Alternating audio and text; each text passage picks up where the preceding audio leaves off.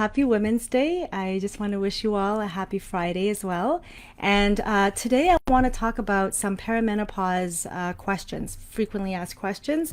So did you know that there are over 100 symptoms related to perimenopause? Now that's a lot of symptoms. The most common ones are hot flashes, mood changes, anxiety, depression, irritability, irregular periods, heavy periods. It could be joint pains. There could be insomnia, having trouble digesting food, bloating, water retention, weight gain, just having a hard time losing weight, even though you eat the same way and you're doing the same exercises. There could be hair loss. There could be a lot of fatigue, brain fog. Usually, if you have a few of those and you're in your 40s, you are in perimenopause. It could even start as early as mid-30s for some people. So there's no real set age. You kind of go with how you feel. There are some blood tests that measure your hormone levels, but even those blood tests are not always reliable because it depends on your cycle, and it depends sometimes. You could have normal readings, and yet different times in the cycle it could appear much lower than usual. The reason why it causes all of these symptoms is because of the erratic nature of the hormones as it's declining. So think about driving a car and then gradually stopping. So that's ideal, right? The passengers, they don't have that sudden whiplash. They're just very comfortably slowing to a halt in their car. That's what you want. But that's not the case during perimenopause. As your ovaries are kind of closing shop, they're not just gradually slowing down. They're kind of like pressing on the brakes suddenly and then, having these really erratic natures. So that is why you're getting those whiplashes. That's why you're feeling these hot flashes and irritability. How will I know when perimenopause is over? So this happens when you don't have a period for 12 months. So when you don't have a period for 12 months, that means you're in menopause. And it could be pretty frustrating because you could just have the absence of a period for, let's say, 8-9 months, and then boom, you get a period. So then you start the count all over again to see if you can get one full year of no period. But once you do, then officially you should be in menopause. And after that, your hormones should be a lot more balanced. Your energy should be more balanced. But after menopause, there are other things to really focus on as well, which is your heart health and your bone health. Because when estrogen and progesterone are down to almost very minute amounts, your bones can also become more brittle. And so you would really want to focus in your perimenopausal phase to do weightlifting, a lot of weight-bearing exercises to increase your bone density. It's like putting money in the bank. You want to buff up, you want to get that muscle mass and bone mass.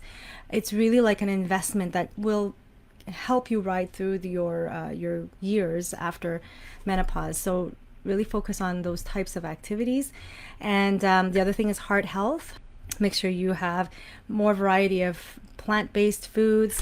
Take time to make sure you have proper hydration, that you have enough magnesium. And if you're on any cholesterol lowering drugs, make sure you take coenzyme Q10, because statins often show that over time can deplete your body of certain antioxidants, and coenzyme Q10 is one of them. So make sure you supplement on that. Oh, what are some treatments for perimenopause? So treatments themselves really range from what you're suffering from. So HRT is like the most common one. So hormone replacement therapy. Hormone replacement therapy is really just your doctor giving you the hormones that are missing or that are reduced. So let's say you're low in estrogen, most likely low in estrogen, progesterone, and testosterone. They'll measure the levels. And that's why it's good to get a blood test early on, so you know what are your optimal levels, and then you can, in the time that you need it, you will be able to get the right amount to bring yourself back to your natural level of hormones. There's bioidentical. This is what I would recommend. You want it to be as similar to your body as possible. So it's not synthetic, but it's really just like the identical molecule to your body. One common thing that people would do though is put creams. So, you know, the HRT could be pellets, it could be creams, it could be even a suppository form. When estrogen drops, your pelvic floor and your vaginal lining, the skin in that area can also thin. And that could cause some issues, you know, with holding in your urine. The vaginal dryness can create chafing for some people, urinary tract infections. So there are some creams that have estrogen in it that you can apply on the surface that could then get into the bloodstream, and really it's localized. It really will help with the tissue of the vaginal area, and it could help with the pelvic floor as well. But there's exercises that you can do. Pilates often have, you know, these pelvic floor exercises, but I recently got this course. I think it's about 31 Canadian, so it's $31. It's not that expensive, and it's called Buff Muff. So it's actually a funny name, the Buff Muff. And I haven't gotten right into the courses, but I did a preview, and some of them require a tennis ball where you put right in between your thighs, and you have some squeezing exercises, some different motions that you can do when you're on your back to kind of, you know, work out those muscles that hold up your pelvic floor and align the organs. So it's very important to even, you know, start looking into this at this age. And according to the teacher in the Buff Muff program, you can do it at any age. She's even seen improvements with women in their 80s. So what I often talk about, other than HRT, because I don't, as a nutritionist, I don't prescribe anything pharmaceutical, but on the natural side, there are so many things you can do to alleviate perimenopausal symptoms. So the number one thing I like is the Cycle Smart. This one you can get at a health food store, you can get on Amazon, you can even find them at IGA, the Rochelle Berry. I don't make money off of these supplements, although I do have a repository where you can get 15% off, and I can put a link below. But this is, I personally really like this one. This has the extracts from like turmeric. It's got green tea extract, but it also has sulforaphane, which helps with detoxing excess estrogen. And it also has Vitex. So that comes from chasteberry.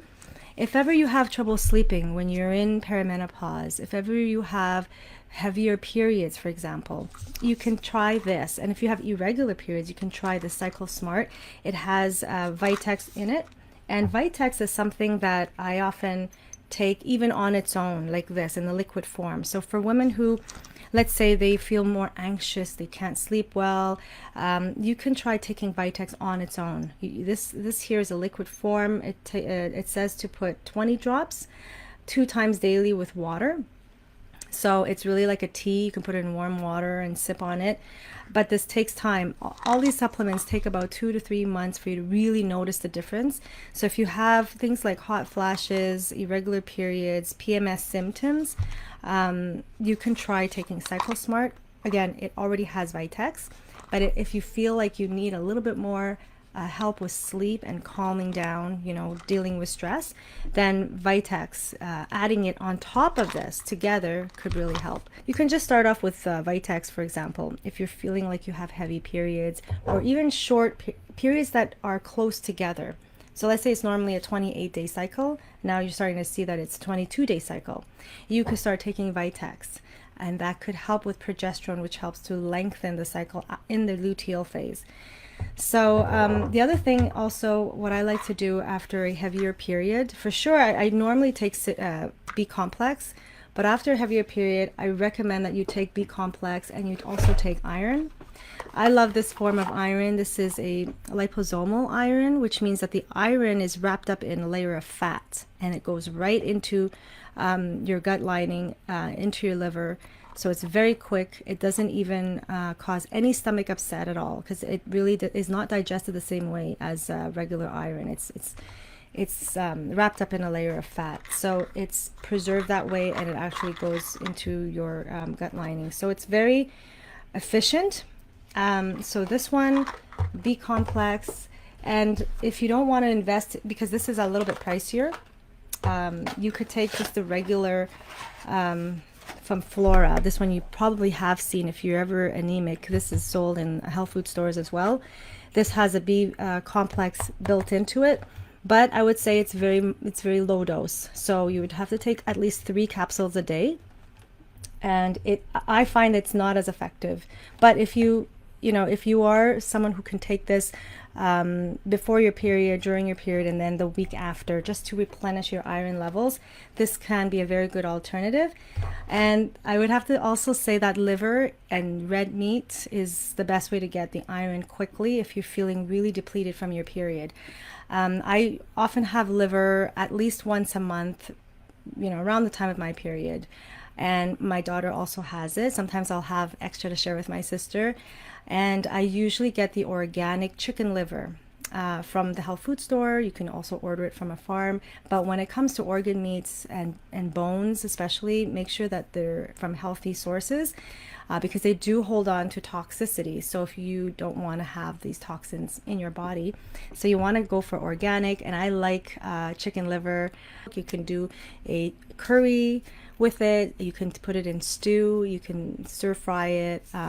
So I could put a recipe as well, the things that I like to do with the chicken liver if you're interested. And when it comes to progesterone, I had talked about Vitex, but I also really like this cream.